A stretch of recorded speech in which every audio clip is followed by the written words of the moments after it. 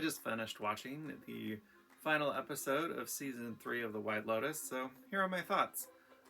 This final episode was longer than all of the other episodes this season, which was good because it had a lot of plot threads that it had to keep spinning, keep drawing out, keep building this suspense for each of the threads, and paying off as much as that they could.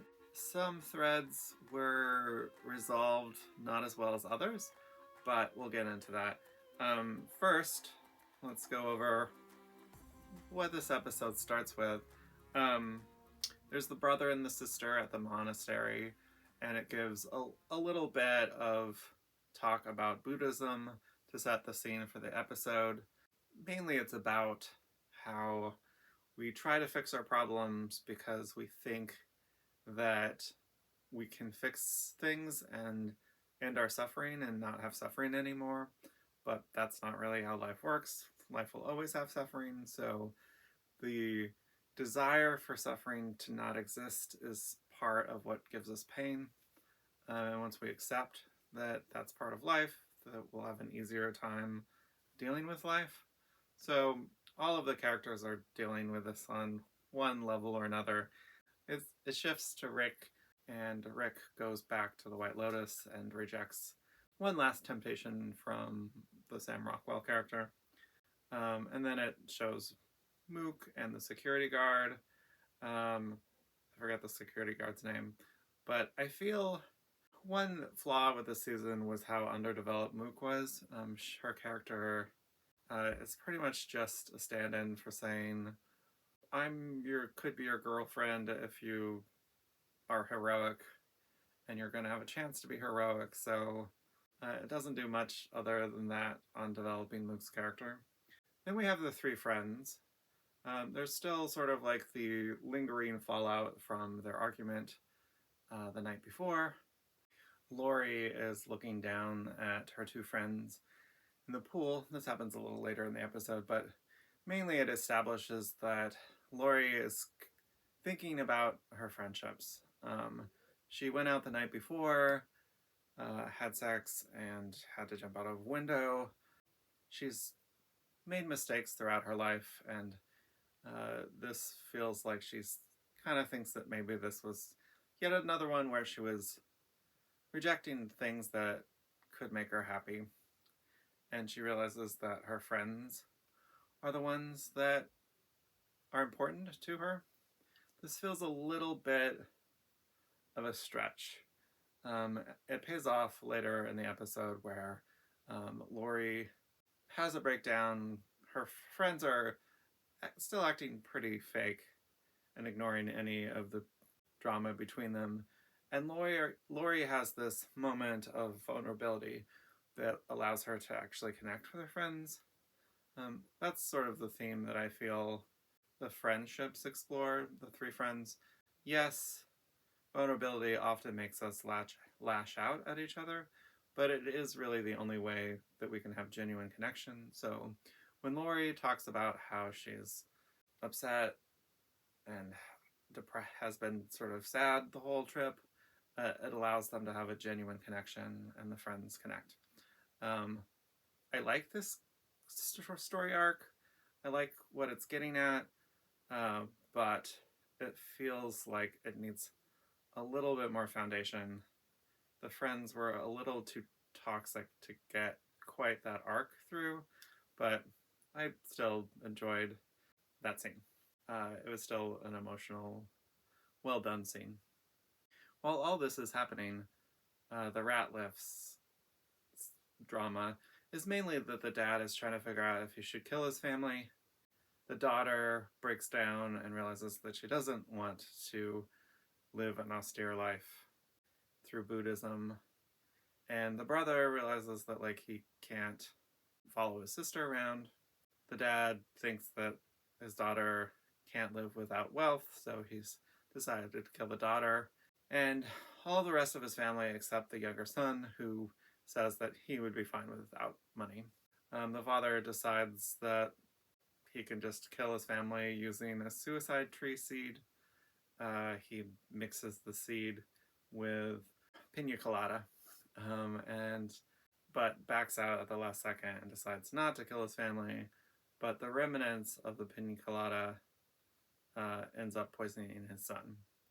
All of this resolution feels a little too much about the dad and not really caring about the character arcs of the other characters.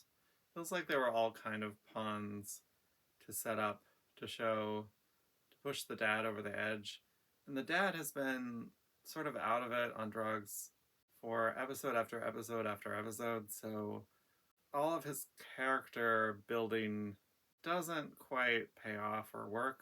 The son poisoning himself or being poisoned by his dad on accident still is effective and works and explores the idea of spirituality and death in an okay way. But I think, strangely, the whole Ratliff plot lines is probably one of the weaker aspects of this season.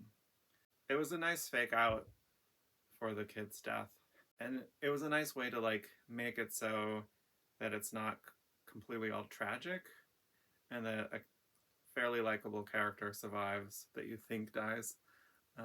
Is a nice balance to the tragic death of Rick, which I think was probably the strongest part of this season. Rick's back and forth with enlightenment and then losing enlightenment, deciding to kill his father, who he doesn't know is his father.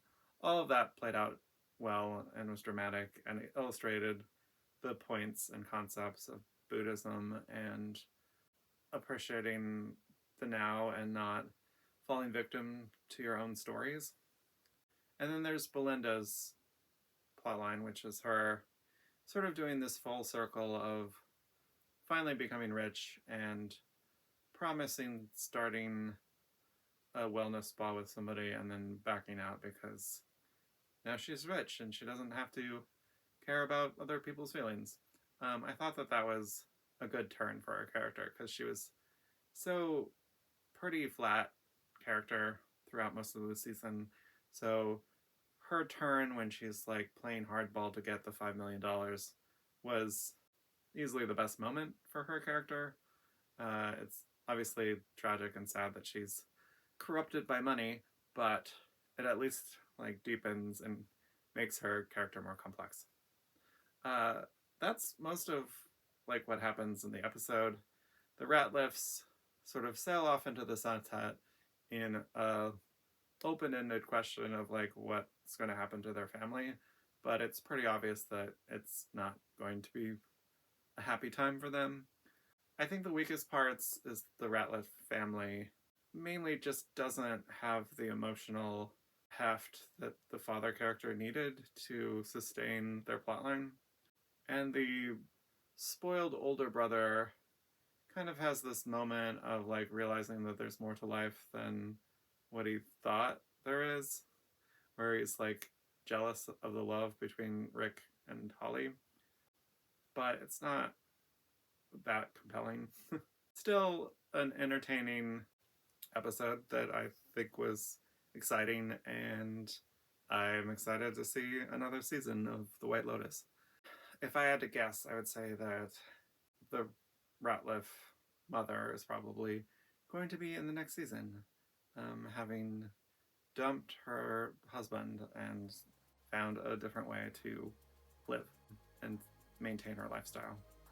Yeah, I think I was probably as satisfied with this season as any of the other seasons, so it probably doesn't have as quite iconic moments as season 2, and not as consistent as season 1, but still overall a great season.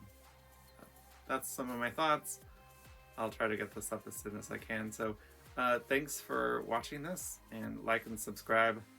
I'll be back with more reviews of books and movies and maybe even games at some point. Thanks for listening.